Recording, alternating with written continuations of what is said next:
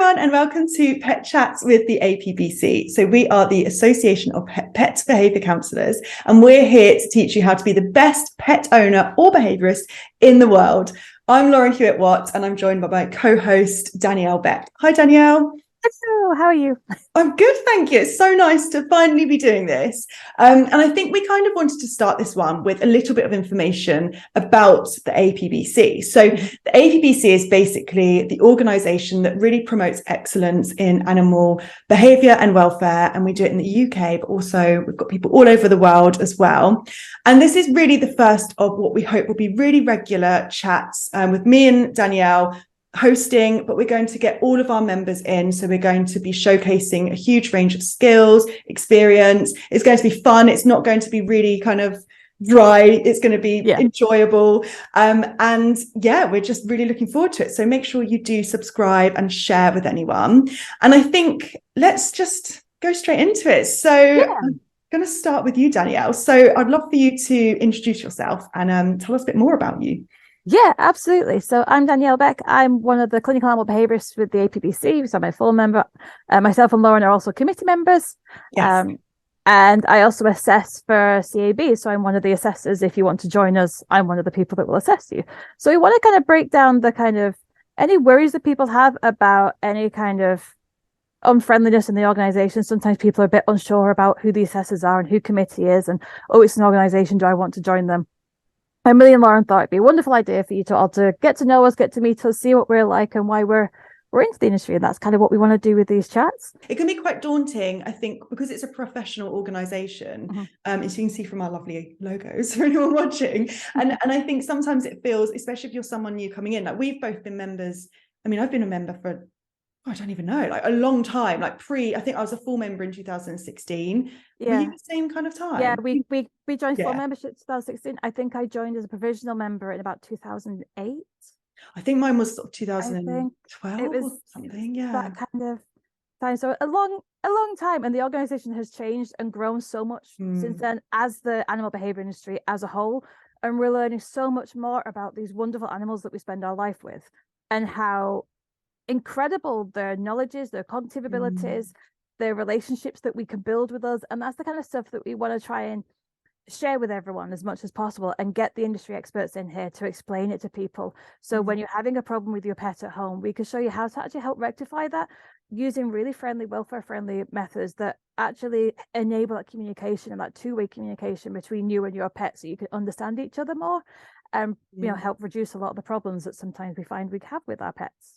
Yeah, definitely. And I think also, like we said, it's kind of that wide range of it being for owners who maybe want to come and get some advice, but also members who just want to be involved in the APBC and find out and, you know, promote what's going on as well, because we know how much social media and the internet is playing in training of our, you know, especially dogs, but probably other animals as well, horses as well. And I think, yeah, if we can do as much as we can to get the information out, then I think that's great. So, I mean, Danielle, what made you become a behaviourist in the first instance? I mean, I think like most of us, it started with a dog. So at the time I was very much going into wild animals. So I was specializing in herpetology at university. I was doing a zoology degree. I very much wanted to be a field herpetologist and kind of work my way through zoo industry enrichment things. So I was working a lot of safari parks and zoos and things around the time. And that's what I wanted to go into. So that's where I first got my training side, because the first animals I trained were sea lions in the zoo and all the medical husbandry aspects of training, of getting animals in and out of enclosures and through doors and things like that. So I got to train some and then observe the handlers doing incredible stuff with the zoo animals. And then my sister got a rescue dog as a friend for her dog. And turned out this rescue dog that at the time he was a 7-month-old collie mix that was found as a stray. And he came into the home and he was okay with her dog, but he would bully him. So he would collect all the toys and lie on top of them and growl if anyone came near him.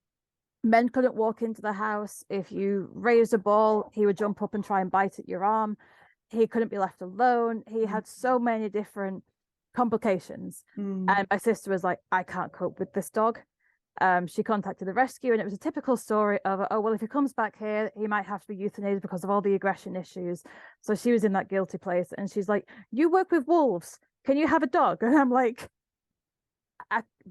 sure, like, what's the difference? Difference, by the way. They are nothing like wolves. Wolves are easy, dogs are complicated. So he came into my life, and I was at the third year of university at this time. So I lived in North Wales because at Bangor University. So I had mountains, I had beaches, I had all the space that we could spend a good year avoiding people and problem areas. And we did so well of just being able to see things and move away.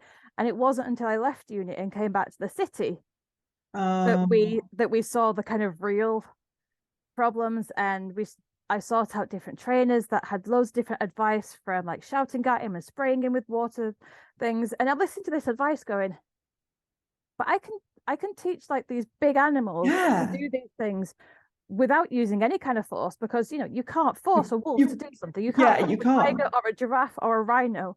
You have to have that connection with them, or a motivator of some description. Rhinos, if you hold a broom up, like that's their thing, they're like yes, because they love being scrubbed down. So that's a reinforcer for a lot of rhinos. If you come over to me, we can scrub you with the broom. And I was like, this doesn't seem right. So then I started to look at different training organizations and what I could join, and I saw the APBC. And at the time I went to I think it was the 20th anniversary. It was one of their anniversary conferences, and it was an aggression one. It was called Aggression, It's an Emotional Thing.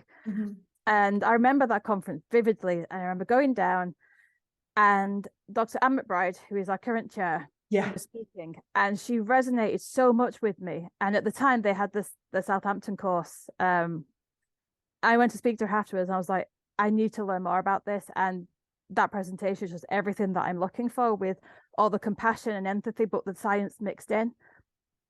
And I was like, how do I apply? And she's like, the closing date is tomorrow.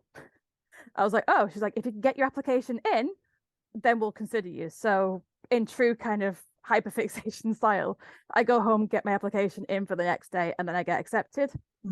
And it was just a wonderful journey because I knew, kind of taking a step back, building up that bond of trust with my dog, not putting too much stress on him, realizing that he's never going to be a dog that I could take to a game fair or that I could take to a dog park. We had to have a different relationship.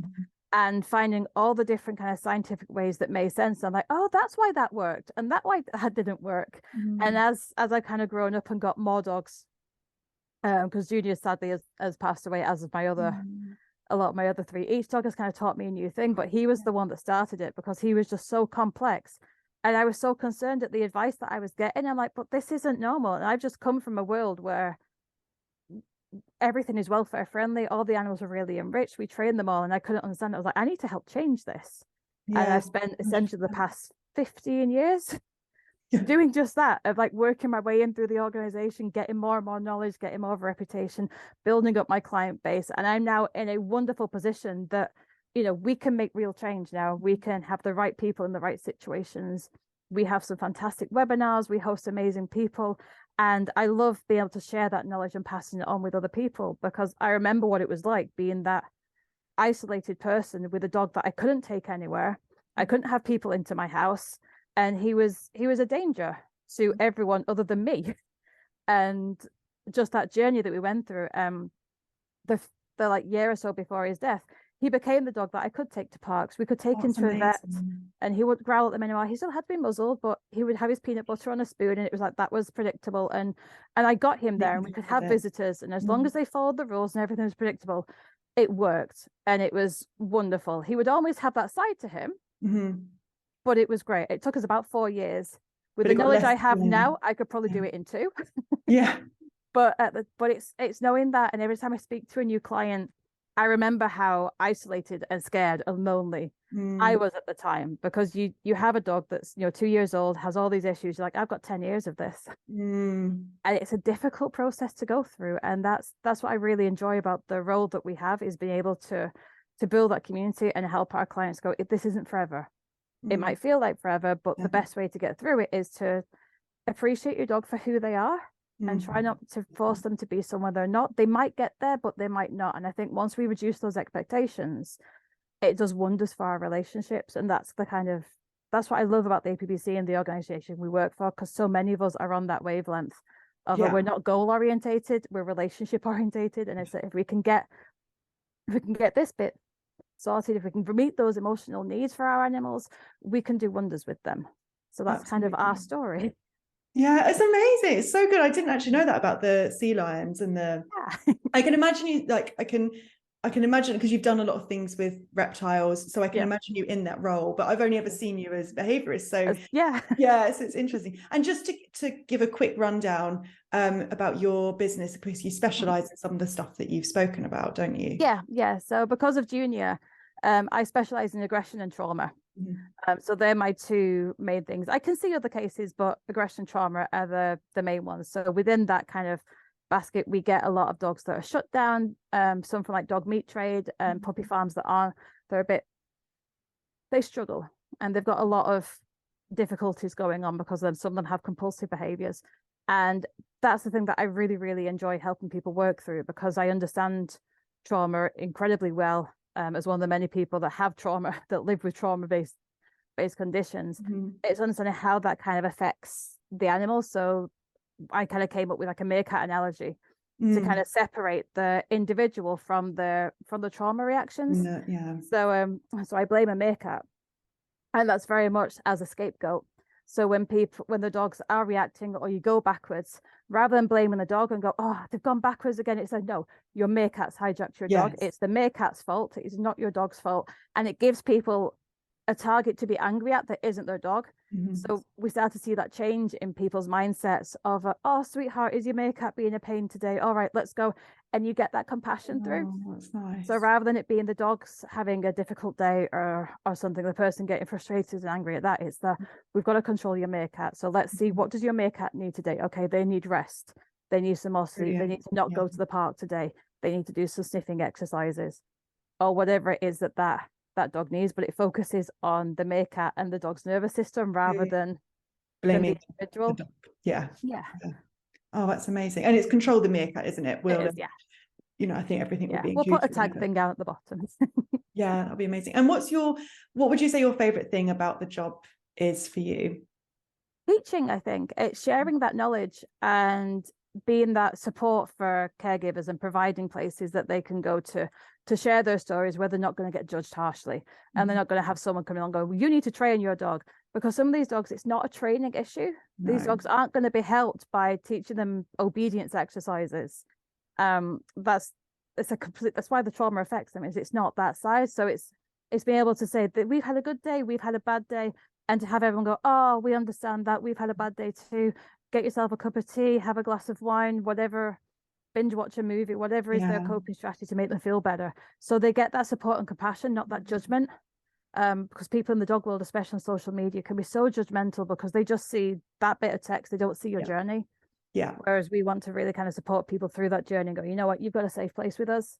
And if you want to moan about how much you don't like your dog that day, that's fine, because you are allowed to not like them at a particular time. You're allowed to grieve for the dog that you thought you had, and for the life that you thought you were going to have with your dog. And you can still hope to get there, but take that time without that kind of judgment. And it's holding that space for people that I really enjoy, and just helping them understand more about their dogs, so they can just relax and go, it's not a failure on my part or my training ability. There's nothing wrong with me or my dog. We're just different. And I think that's nice that you offer that, because it's under the umbrella of the APBC. So where people sometimes think, oh, if I get a behaviourist in, I have one session, I'm done. For some people, that's the best suited for them, and there'll be a behaviourist within the APBC that can do that. But for some people, they need, like you said, the support, and that's something they can get as part of this. So I think that's really good that you've explained that, so people don't just think as the APBC is like this one mode of help. It's actually, there's all these different behaviors and all these different ways of doing it. So I think that's so helpful. And there's so many members that offer this kind of service, or they will team up with rehab trainers, so they get that ongoing support, they get the different thing from different people, and we really can create a network, and we do communicate with each other. So if there's an APBC member that we know specializes in a particular area, and we're like, actually, I think this person's going to meet your needs better than I can. We have really strong referral networks within the organization, and we can call on friends and go, you know what, I've got this dog and I really think you're probably better suited to it because I know you've had this problem before, or that you love dealing with these kinds of breeds or problems. And I think as an organization, people do tend to think that it's that very kind of traditional style behaviorist that comes in, has discussion, writes a report and leaves. And goes, yeah. And that's very much not how we run, because we've learned over the 35 years we've been an organization that people do need follow-up support. They do need us to check in, and we network a lot more. So if the individual themselves isn't able to provide that support, we can find people that do. We can find appropriate, rehab trainers or vet nurses or vets in the area that can go, okay, you need to go along to a reactive dog group, example, that's run by someone because your dog needs to build up their confidence, or you could do the really fantastic separation program. I know a wonderful person that has some great blueprints and plans for you to follow, so you can get that ongoing support. It's very much, there's so many things on offer. It's not a one size fits all, and we all do the same thing but in very different ways.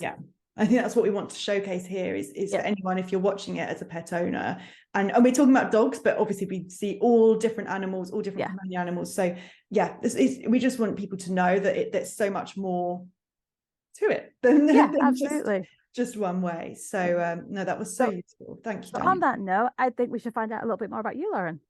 So can you tell us a little bit about what brought you into the APBC and your learning from there? I think so. For me, I went to university. It's quite a similar background to you. I did animal behaviour at the University of Exeter, and that was much more focused on, again, wild animals. So we did a lot on learning theory and a lot of things that were useful. So I came out with a lot of academic knowledge, and I did, I really enjoyed that part. And again, I thought, I'm going to be off. I'm going to be like David Attenborough. I'm going to go and do field work. Like, that's what I want to do. And then when I tried it, I was actually like, it wasn't something I wanted to go into as much as I thought I did. I felt very separate from the animals, like I was just kind of ticking off, oh, they've done this today, but I wasn't actually having any. I went to Bolivia on a field course, and it was about looking at the monkeys, but their habitat was being ruined, and all you were doing was saying, like, this is what they're doing. There wasn't anything you could really do. It was just looking at the impact, and I was like, oh, like, I can't.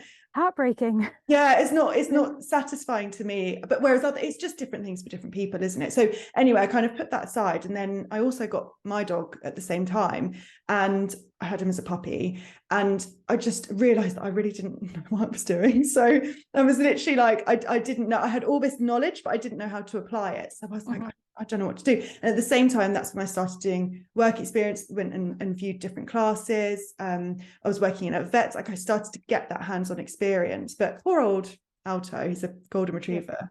He was just my guinea pig. So he's come out very well for someone that didn't know what they were doing. So and I think it really stemmed from there. And then it came from, I think, not knowing what job I wanted to do, but I never thought I wanted my own business, but then it then became clear that actually I did want to work for myself. And I think being able to go off and see your own clients under your own steam became something that was really important to me. So you're helping the animals directly, and you're actually interacting and doing practical things with them, but then B, you're also helping these people.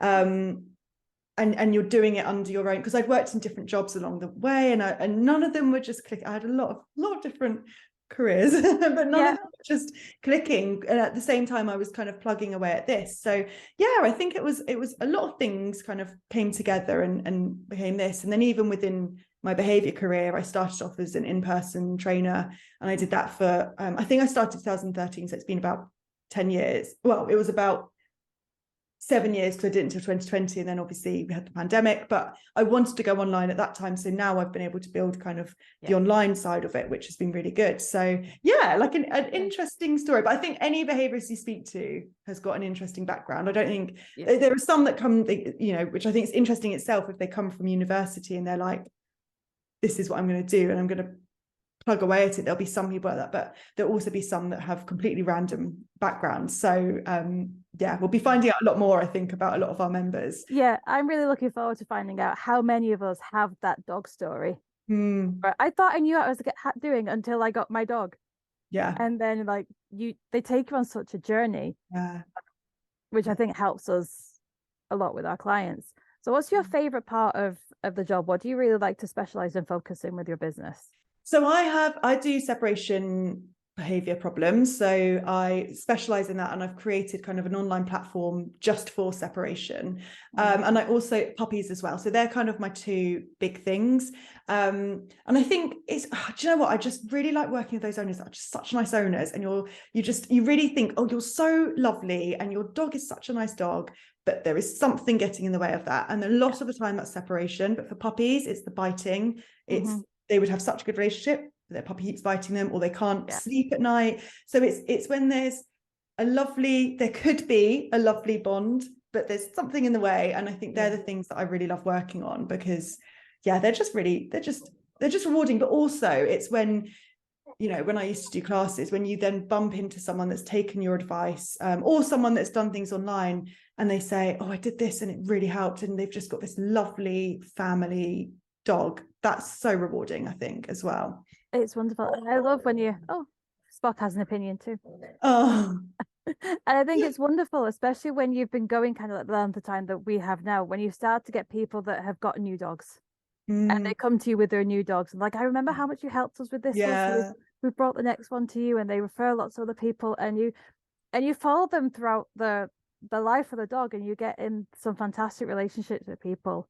And I really like that aspect of the job as well. Yeah, no, it's amazing. It's an amazing job to have. And I think one of our sessions, what we might focus on is kind of the realities of being an animal behaviourist, because I think at the moment there is very much dog training is this, animal, and I think a lot of people, it would be good to know the realities of what actually goes on. It's not just what you see on TV or just what you see on TikTok. It's, there's other stuff happening. So I think that's been great to have a little intro. We'll be your co-host, so we'll be the ones. It'll be one of us or either of us. We're being invaded by little Spock here. We'll be the ones working through it and sort of talking to different members. So if you've got anything you'd like to hear, I think you can always comment, or you can contact us and let us know, because we would love to make sure we're giving you what you need. Have you got anything else to add, Danielle?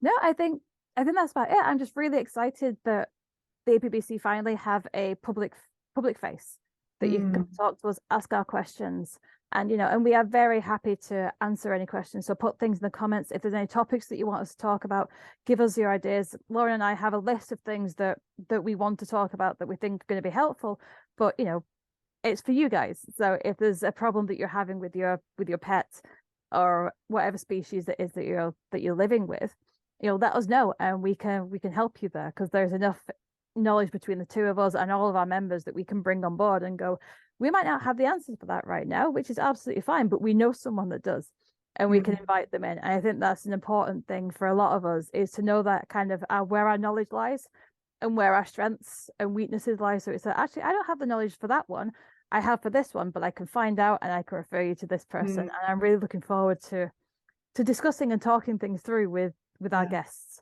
and finding out more about them and helping lots of people that way. Well, thank you so much for watching and listening, and we look forward to seeing you next time. Bye.